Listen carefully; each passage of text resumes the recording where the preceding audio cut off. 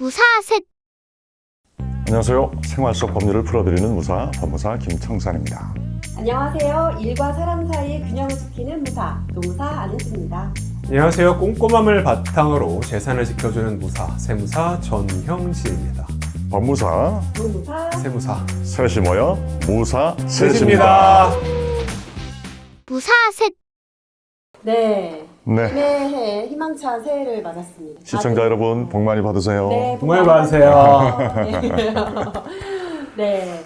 새로운 이제 해가 바뀌면서 뭐 여러 가지 이슈들이 생기고 있는데 네. 노무 분야에서도 12월에 이제 판결이 나긴 했지만 네. 통상임금 판결이 조금 바뀌면서 네. 이슈가 되고 있는 네. 사항들이 있습니다. 그래서 그 내용들을 조금 다뤄보려고 합니다. 네, 좋습니다. 네. 네, 사실 그 통상임금이라는 용어는 근로기준법 시행령에 나와 있는 법률 용어예요. 그래서 통상임금이 과연 어떻게 정의되어 있는지 그것부터 한번 말씀을 드려볼게요. 네. 통상임금 보면서 해야 되나요? 네? 안 해보셨어요? 그러면 외우는데. 집무사님은 끝날 때쯤에 제가 테스트를 할게요. 자, 통상임금이란 네, 근로자에게 정기적이고 일률적으로 소정근로 또는 총근로에 대하여 지급하기로 정한 시간급 금액, 일급 금액, 주급 금액, 월급 금액 또는 도급 금액을 말한다 라고 되어 있는데 사실 이 통상임금 정의에서 앞단에 있는 내용이 중요한 거예요. 통상임금의 정의가 다 들어있거든요. 근로자에게 정기적이고 그러니까 일정한 기간을 두고 지급이 돼야 된다라는 얘기겠죠. 네. 일률적으로 해당 조건에 해당하면은 누구에게나 동일하게 적용이 돼야 된다라는 얘기이고요. 소정근로 또는 총근로에 대한 대가로 지급이 돼야 된다. 쉽게 말해서 연봉이네요. 맞아요. 쉽게 생각하면 월급이라고 생각을 하실 수가 있죠. 그러면 통상임금이 왜 이슈가 되는지 도대체 이게 왜 문제가 되는 거야 라는 거는 통상임금이 어떤 수당을 계산하는 기준임금이기 때문에 그렇거든요. 그러니까 근로자가 회사에서 근무를 하다 보면 연장 근로를 할 수도 있고 원래 쉬는 휴일에 근무를 할 수도 있고 뭐 이런 여러 가지 추가 근무를 할 수가 있잖아요. 법적으로 연장 근로를 하면 연장 근로 수당이라는 걸 줘야 돼요. 연장근로 수당은 보통 법에 이제 그 시간급 금액의 50%를 추가해서 주도록 되어 있거든요. 그때 기준이 되는 임금이 통상임금이에요. 그래서 이게 중요한 거예요. 왜냐하면 기준 금액인 이 통상임금이 얼마냐에 따라서 내 연장근로 수당이 달라지는 거예요. 그러면 통상임금의 범위를 어떻게 정하느냐에 따라서 나의 연장근로 수당이 굉장히 많이 차이가 날 것이고 그게 연 기준으로 따지면 이 받아가는 그 연봉 자체도 굉장히 큰 액수의 차이가 있을 거란 말이에요. 예, 통상임금의 범위는 어쨌든 그래도 직접적으로 노무를 제공하는 일과 관련된 것만 통상임금으로 볼 것 같은 그런 예감 아닌 예감이 드는데요. 저 진짜 내적으로 너무 놀라고 있어요. 우리가 법에서 아까 전에 통상임금 정의에서 통상임금이 가지는 성격이 3가지 정도로 정의가 됐었거든요. 그게 정기성, 일률성, 그다음에 소정근로 대가성 이렇게 3가지였어요. 근데 이때까지 대법원 전원합의체 그 판결로 고정성이라는 특징을 하나를 추가를 했었어요. 그거는 법문에 나와 있는 건 아니고 대법원의 해석이 그랬던 맞아요. 거죠. 해석에 의해서 추가가 된 개념이 고정성인데 네, 이게 네. 2013년 전원합의체 판결로 계속 유지가 돼 왔었거든요. 네. 근데 이게 2024년 12월 19일 판결로 고정성을 빼겠다라는 걸로 지금 판결이 뒤집힌 거예요. 네, 맞아요. 고정성이 빠지면서 사실은 통상임금에 포함되는 범위가 넓어진 거예요. 그러면 자, 제가 예시로 드릴게요.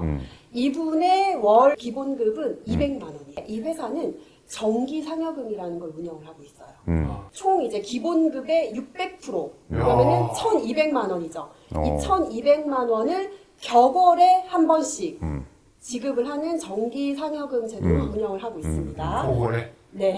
네. 그러니까. 2달에 한 번씩 200만 원 받는 이런 근로자가 있다고 할게요. 지금 말씀하신 예를 가지고 따지면 월급이 200만 원인데 한 달 통상임금이 300이다. 그렇게 해서 계산할 수 있다는 얘기죠. 역시 전문가님은 사실 이거 제가 말씀드릴 거였거든요. 이 근로자의 통상임금은 그러니까 월로 치면은 100만 원이 추가되는 거잖아요. 그래서 이 사람의 월 통상임금은 300만 원이 맞아요. 그렇게 고정적이고 일률적이고 소정근로에 소정근로에 대한 대가로 그 정기상여금도 격월에 한 번이지만 지급이 되기 때문에 통상임금 범위에 포함이 되거든요.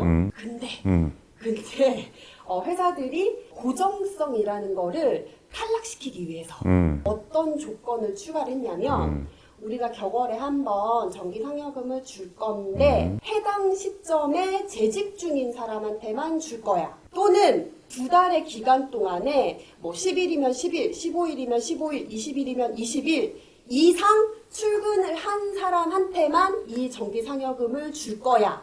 라고 하면서 고정성을 탈락시키는 거예요. 고정성이라는 게 단 하루라도 근로를 제공을 하기만 하면 뭔가 지급이 확정된 그 성질을 말하는 거거든요.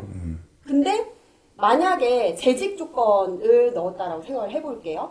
정기상여금 줄 건데 우리가 정기상여금 줄 때 재직 중이어야 돼.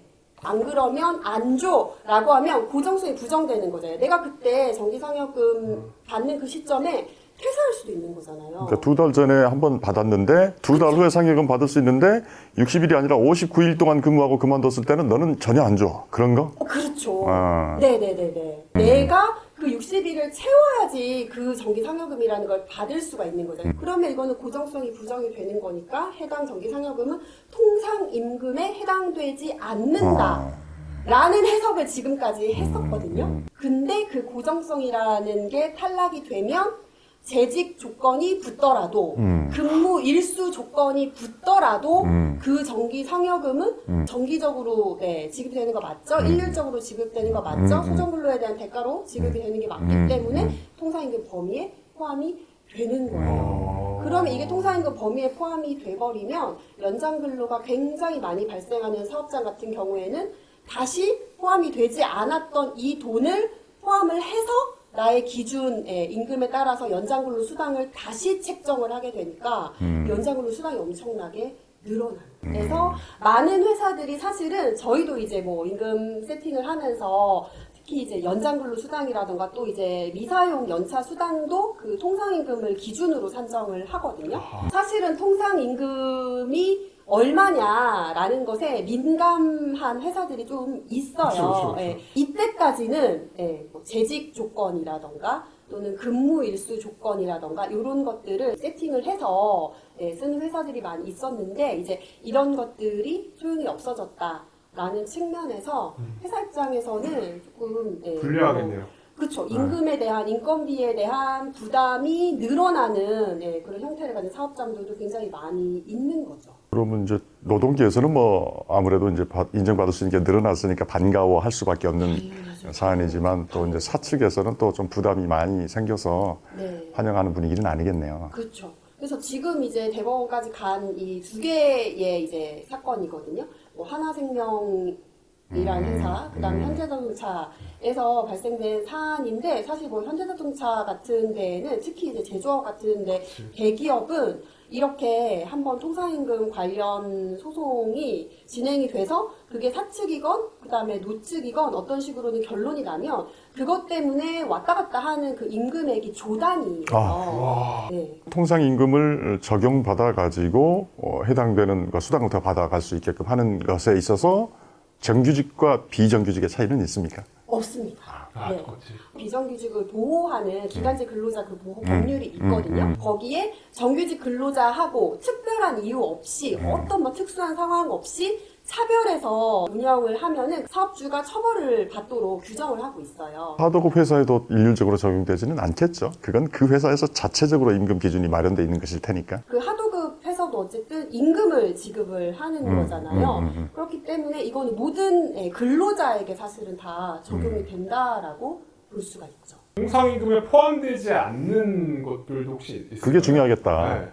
네, 굉장히 오랜만에 신경이 드는 질문. 예리한. 기본급, 식대, 차량 유지비, 직급수당, 체력 단련비, 출장비 이 항목들 중에서 뭐는 통상임금에 포함되고 뭐는 포함이 안 될 것 같아요. 무사색